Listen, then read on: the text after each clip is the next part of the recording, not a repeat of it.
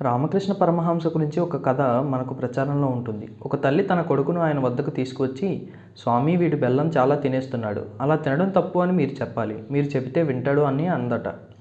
అందుకు పరమహంస, అమ్మ, ఒక వారం తర్వాత తీసుకురా అన్నాడట. ఆమె కొడుకుతో సహా వారం తర్వాత వచ్చింది. అప్పుడు పరమహంస, బాబు, బెల్లం అతిగా తినకూడదు, ఆరోగ్యానికి మంచిది కాదు అన్నాడట. ఆ తల్లి ఆశ్చర్యపోయి, స్వామి, ఈ మాట చెప్పడానికి వారం రోజులు తీసుకున్నారా అంటే, అమ్మ, ఏం చేయను, బెల్లం తినే అలవాటు నాకు కూడా ఉన్నది.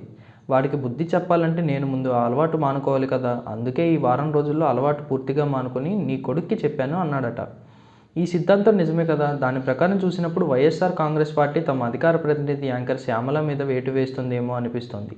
బెట్టింగ్ యాప్లను ప్రమోట్ చేసిన వ్యవహారాల్లో శ్యామల మీద కూడా కేసులు నమోదైన ఉన్న సంగతి తెలిసిందే. ఆమె పోలీసు విచారణను ఎదుర్కొంటున్నారు. ఈ నేపథ్యంలో తాము సహజ పీఠాన్ని కాంక్షించే నైతిక విలువలకు ప్రాధాన్యం ఇస్తున్నట్టుగా కనిపించడానికి వైసీపీ వేటు వేసే అవకాశం ఉన్నదని పలువురు అంచనా వేస్తున్నారు. సాక్షి ఛానల్లో ప్రచారం అవుతున్న ప్రత్యేక స్టోరీలను గమనిస్తే అలాగే అనిపిస్తోంది.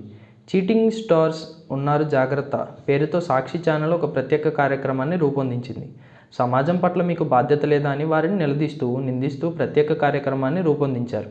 ఈ కేసుల్లో ఇరుక్కున్న అనేక మంది ఫోటోలతో ప్రోమోస్ కూడా రూపొందించారు. కానీ అందులో వైసీపీ అధికార ప్రతినిధి శ్యామల, ప్రకాష్ రాజుల బొమ్మలు మాత్రం కనిపించలేదు.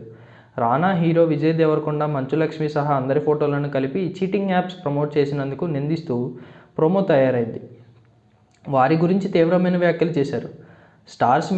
స్టార్స్ కాదు, సెలబ్రిటీల ముసుగులో ఉన్న చీడపురుగులు, సోషల్ మీడియా ఇన్ఫ్లుయెన్సర్లు కాదు, anti social elements, betting apps promote చేస్తూ ప్రజల జీవితాలతో ఆడుకుంటున్న చీటర్స్, తమను ఆరాధించే అభిమానులను, కుటుంబాలను రోడ్డున పడేస్తున్న దుర్మార్గులు అంటూ వ్యాఖ్యానించారు. మరి బెట్టింగ్ యాప్స్ ప్రమోట్ చేస్తున్న వారికి బుద్ధి వచ్చేలాగా ఇంత గొప్ప సామాజిక స్పృహతో సాక్షి ప్రజల్లో చైతన్యం తీసుకురావడానికి ప్రయత్నించడం అభినందించాల్సిందే. అయితే ఇదే కేసులో నిందితురాలిగా ఉన్న తమ పార్టీ నాయకురాలు శ్యామలపై వైసీపీ ఏం చర్యలు తీసుకుంటుంది? నైతిక విలువలు అనేవి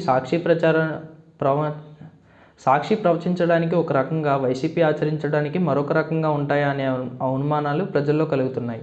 సాక్షి ఛానల్ ప్రజల జీవితాలతో ఆడుకుంటున్న చీటర్స్గా అభివర్ణిస్తున్న జాబితాలో ఉన్న శ్యామలను వైఎస్ఆర్ కాంగ్రెస్ పార్టీ అధికార ప్రతినిధిగా తొలగిస్తోందని, ఆమె పార్టీ వాయిస్ వినిపించడం వల్ల నష్టమే జరుగుతుందని, ఆమెను పూర్తిగా పార్టీ నుంచి బహిష్కరించవచ్చని కూడా పార్టీలో చర్చలు జరుగుతున్నాయి. మరోవైపు 7 వైసీపీ సభ్యులు దొంగల్లా సంతకాలు చేసి వెళ్ళిపోతున్నారని స్పీకర్ అయ్యన్నపాత్రుడు ఘాటు విమర్శలు చేయడం తీవ్ర చర్చనీయాంశమైంది. ప్రశ్నలు వేస్తారే తప్ప సభకు రావడం లేదని, దీంతో ఇతర సభ్యులు మాట్లాడే అవకాశాన్ని కోల్పోతున్నారని ఆయన తీవ్ర ఆవేదన వ్యక్తం చేయడం చూశాం. అయితే వైసీపీ సభ్యులు సంతకాలు చేయడం వెనుక ఏం జరిగిందో ఆరా తీయగా ఆసక్తికర విషయం వెలుగు చూసింది.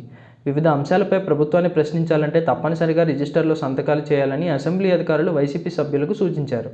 లేదంటే ప్రశ్నలు పరిగణలోకి తీసుకోరని చెప్పడంతో సంతకాలు చేసినట్టు సమాచారం. దీన్ని కూడా కూటమి ప్రభుత్వం రాద్ధాంతం చేయడం ఆశ్చర్యం కలిగిస్తోందని వైసీపీ సభ్యులు మండిపడుతున్నారు. ఈ మాత్రం కూడా తనను విమర్శించే వాళ్లకు తెలియదా అని వైసీపీ ఎమ్మెల్యేలు నిలదీస్తున్నారు. ప్రశ్నోత్తరాల సమయంలోనే వైసీపీ సభ్యుల గైర్హాజరుపై స్పీకర్ అయ్యన్నపాత్రుడు ప్రత్యేకంగా ప్రస్తావించడాన్ని గమనించవచ్చు. కర్నూలులో గ్రీన్కో ప్రాజెక్టుకు సంబంధించి వైసీపీ సభ్యులు బాలనాగిరెడ్డి, విరూపాక్షిలు లిఖితపూర్వకంగా అడిగిన ప్రశ్నోత్తరాల సమయంలో చర్చకు వచ్చింది.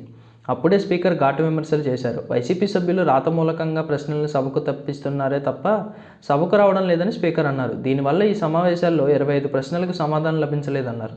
తమను దొంగలుగా స్పీకర్ అభివర్ణించడంపై YCP MLA Tatiparthi Chandrasekhar X వేదికగా ఘాటుగా స్పందించారు.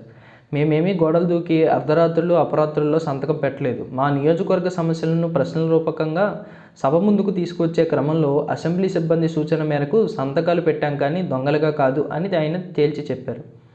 సభ్యుల ప్రశ్నల్ని పరిగణలోకి తీసుకోవాలంటే తప్పనిసరిగా రిజిస్టర్లో సంతకాలు ఉండాలని అధికారుల సూచన మేరకు చేశారని స్పష్టమైంది. ఈ సంగతి తెలిసి కూడా స్పీకర్ సభ్యుల్ని కించపరిచేలా మాట్లాడడంపై చంద్రశేఖర్ తీవ్రంగా స్పందించారు. బహుజన శాసనసభ్యులను దొంగలని సంబోధించడం స్పీకర్ గారి విజ్ఞతకు వదిలేస్తున్నా. ప్రజాస్వామ్యంలో దొంగలంటే ముఖ్యమంత్రిని వెన్నుపోటు పొడిచి కుర్చీ ఎక్కినోళ్ళు, వేలంపాటులో సభ్యులను ఎవరు సరసనమైన దారితో కన్నోళ్ళు, వైస్రాయ్ హోటల్లో క్యాంపులు నడిపినోళ్ళు, స్పీకర్ను అడ్డుపెట్టుకుని పార్టీ పక్షనేతను పోటు పొడిచిన వాళ్ళు, జయప్రదంగా పార్టీ నిధిని దోచిన వాళ్ళని స్పీకర్ గారు తెలుసుకోగలరని ఆశిస్తున్నాను అని చివాట్లు పెట్టారు. స్పీకర్ను కదా అని వైసీపీ వాళ్ళని ఏది పడితే అది మాట్లాడితే అటువైపు 10 మాటలు ఎదురొస్తాయని గ్రహించకపోవడం విషాదం.